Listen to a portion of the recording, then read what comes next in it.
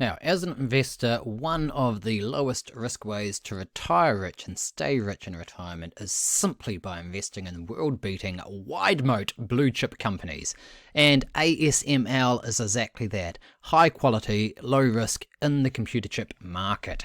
It has a 90% market share in some of the most advanced chip-making technology. It's a dominant player in the industry, has great margins and strong competitive advantages.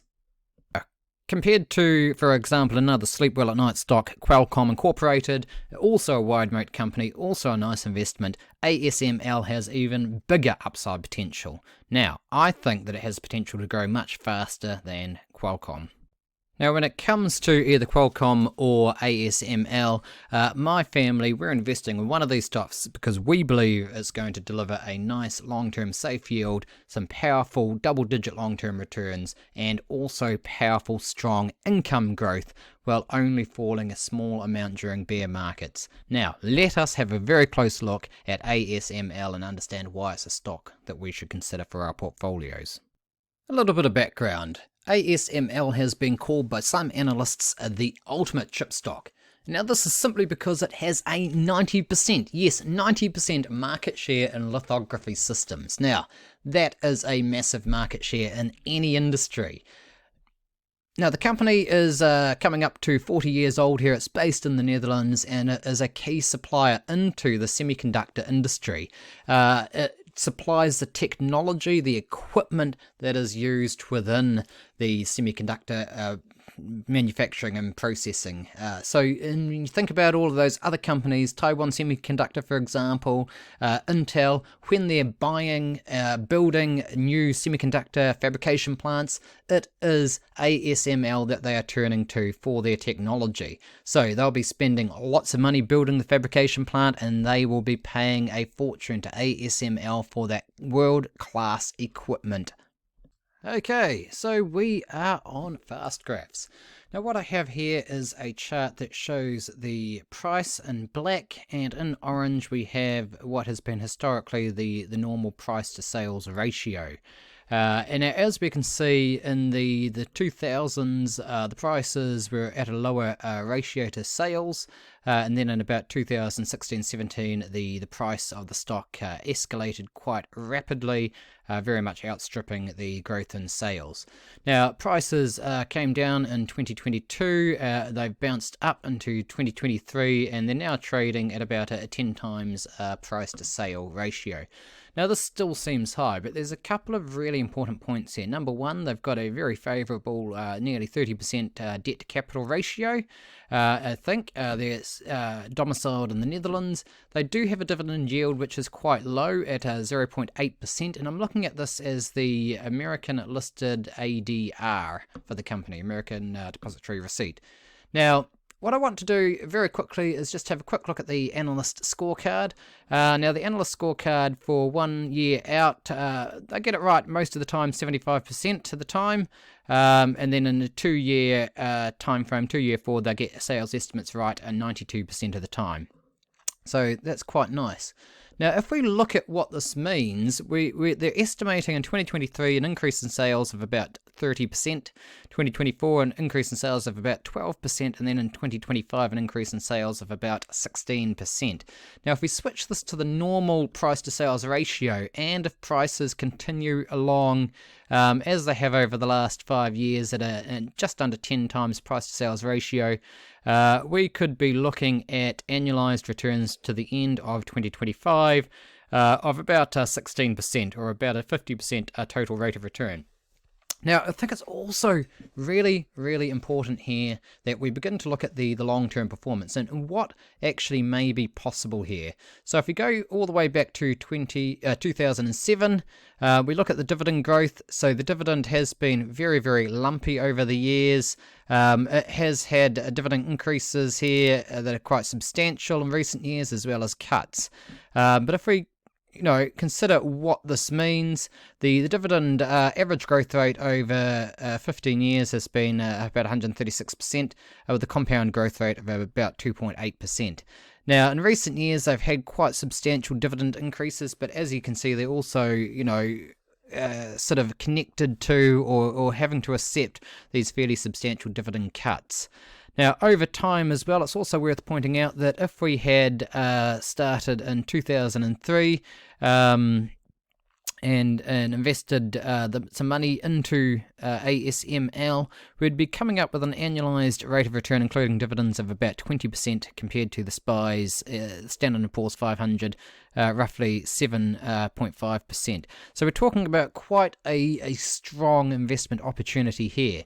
Now, if we look at the overall impact, I mean, one of the things that we just noticed from that chart was this white line here representing the dividends. It's been fairly lumpy. It's had a decrease here into the 2020 year, but analysts are expecting the dividend to increase. Now, at the moment, it's a dividend of about $5.60. They expect that to go up to $6.90, then about $8, then about $9.42 in 2025. So by 2025, if you invest now, you could be getting substantially more, 40% higher dividends. So we're talking about quite a nice projected dividend growth rate here. Now, I do like to look at this chart and these ratios also, though, in terms of earnings. Now, we can see earnings are also expected to go up. Switching over to the forecasting calculator, again, they're expecting earnings to go up 30% in this financial year, about 24% in 2024, and about 25% in 2025. Now, this would suggest if we held to the end of 2025 at the current prices, if prices maintain a price-to-earnings ratio of 37%, a total rate of return of about 87% or 25% per year. Now, personally, I think that's fairly high risk, and I personally, if I was looking at this, I'd be saying, well, that's a fairly optimistic sort of ratio for a price to earnings ratio. Yes, it's exhibiting extremely strong earnings growth here, but at the same time, if earnings were to slip down to a more sort of reasonable maybe level here of about 22.5 times price to earnings ratio, we'd be looking at maybe a total rate of return over these nearly 3 years of only 13 or 14%. So I think there is some potential here. It is a growth stock. It's got a strong growing dividend. It's got a really low dividend yield here for a dividend investor, but it has the potential to A, add a little bit of growth to your portfolio, and B, add some really strong, powerful dividend growth rates as well. Now, the risk is that we get quite a strong decline, though, in prices. And as we can see historically, prices have been quite volatile. So if we held from, there to there, sort of in 2021, holding it for several months sort of thing, we're talking about a sort of a minus 40% drop in share price. Even what looks like a fairly small decline here would still translate into, again, a 25% decline in share prices. So as long as you're happy and comfortable holding through those periods, this could be quite a powerful growth engine for your portfolio. Now, you'll see that the analysts are expecting fairly strong, as I said, strong gains in the earnings. As we look here as well, we can see over the last 6 months, the earnings estimates have been steady, and in fact, analysts have been revising the earnings estimates upwards.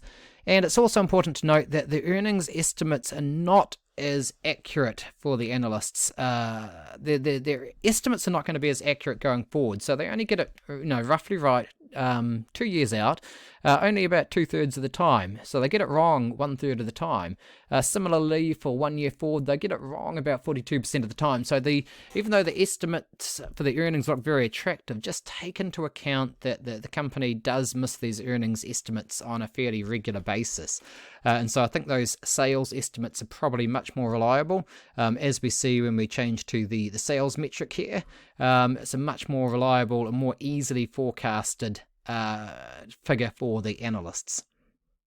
Now, I just want to zip over to the financials on fast graphs as well. So here we can see, in general, this green line here is the free cash flow per share compared to the dividends per share in purple, and we can see the free cash flow dwarfs the dividends per share, giving us confidence that the dividend is going to be maintained. We can see operating cash flow growth has been strong. Now, in terms of share buybacks, there's been a small decrease in shares since about 2012, but not a substantial decrease in shares, so this isn't a major way of adding wealth to shareholders. Operating cash flow here in red has outsized the net income per share, which is something I like to see. The debt to equity ratio has been reasonable over the last several years. I do like to see strong margins. Now here we have also in black the sub-industry norm, and we can see that in general the margins are about the same or a little bit higher than those sub-industry norms in the last 10 years, which is a really positive sign. Now perhaps one of my favourite metrics here is the return on invested capital, and we can see here that it's had a low of about 14-15% over about 7 years ago, and that's been increasing substantially in 2021 and 2022. And this is a figure that I really do like to see. Very quickly, with the health check, margins, they're doing better than the sub-industry here, so the blue line is above this black line, so they're better than average, and I think that's important. Return on assets, again, doing better than average in their sub-industry. Return on equity, again, doing better than the sub-industry average. Asset turnover, doing a little bit worse in general than the sub-industry average here, but reasonably close. And perhaps one of my favourite and most important ones here is the long-term debt to capital, and again doing better than the industry, sub-industry here as well. So that's always really important for me as I have a good look through. So what do you think? Is this a really good long-term investment for you that can drive long-term income growth? Let me know in the comments down below. Thank you.